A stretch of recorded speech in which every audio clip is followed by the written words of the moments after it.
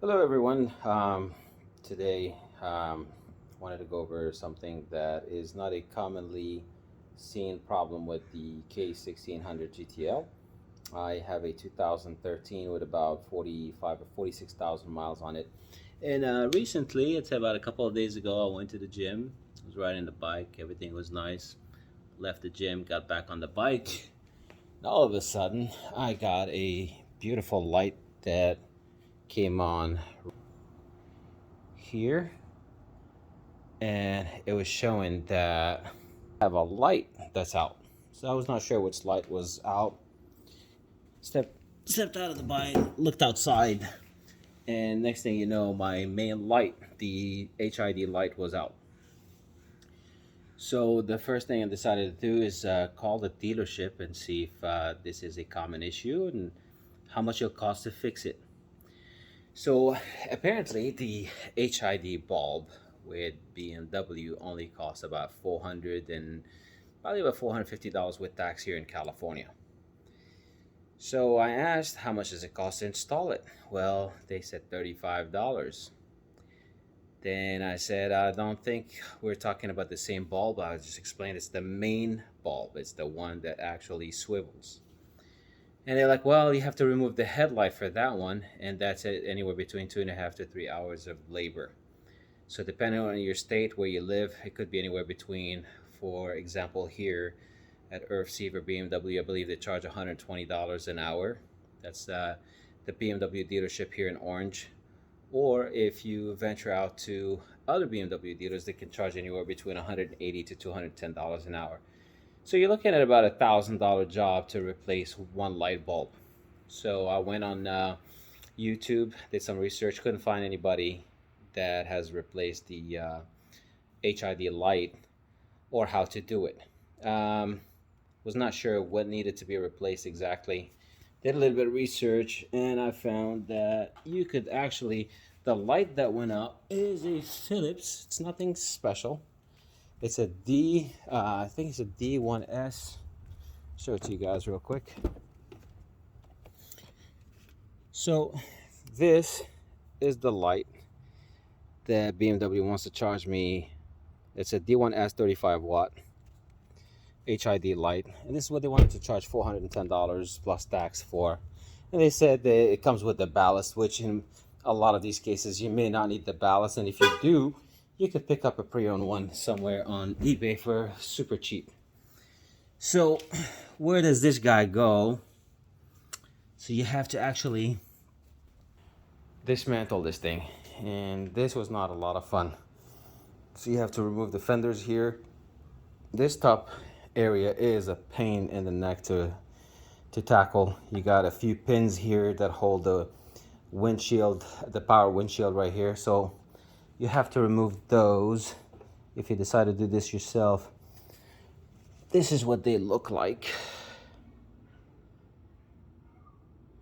So you just gotta take the retaining clip off and push them out. And you have to remove, obviously, this. This was a pain to remove. This is a part that a lot of people may find some hard time with. This is the main part that covers the navigation. It goes this way. This one you just have to pull on. Once you remove all the screws, you have to pull on this one, and putting it back is going to be a lot of fun because this has the release button for the navigation. Then I had to remove a lot of the screws from here. So as you guys can see, this was not a ton of fun. Putting it back together should not be too difficult, but we'll see how it goes. So the main thing is you have to remove the headlight to change the little bulb, which is located right here in the center, right there. That's it right there. You just gotta unplug it here, push the clip, push this clip down, move it to the right, comes up over, and you can remove it. While I was at it, I actually decided to replace the stock halogen lights, which are these guys right here, with some LEDs. So the LEDs actually will be kind of a plug and play. So you just have to plug in these actually have a negative and a ground. I mean a positive and a ground. So the positive here goes where it says amp. The positive goes where it says amp. If you put it on the other side, it would not work. You have to actually reverse it. Now, these you could actually replace without removing the headlight. So while I had the headlight out, I took the liberty of changing those. So there you have it. I made quite a few changes to this bike. I usually do all my maintenance. There's quite a few things I've done to it to make it an enjoyable ride. I'll probably go over those and a few do's and don'ts on this type of bike and how to make it an enjoyable ride. This is my second K1600. I had the 2012 when it first came out. I had the engine replaced at 5,000 miles. I think it was my fault. I was riding it a little too hard. And then it was lemoned at 14,000 miles.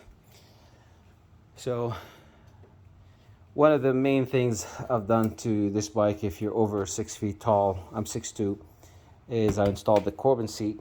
And this is quite a bit taller than the stock seat and the backrest, and this completely changed the way this bike feels and rides. Added the quick shifter right here. The quick shifter makes this thing a ton of fun to ride. You could just pull on it and shift without using a clutch. Added quite a few things. I'll probably go over those on another day. I'll probably show you how to do a proper oil change on this thing so it can run smooth. I also put some spacers in here to bring the handlebars up and forward towards me. Changed these guys. If you guys see anything here that you don't know how to install, feel free to message me and I'll try to make you guys a video on how to do some modifications on your K1600. Well, until next one, you guys have a great one and see you soon.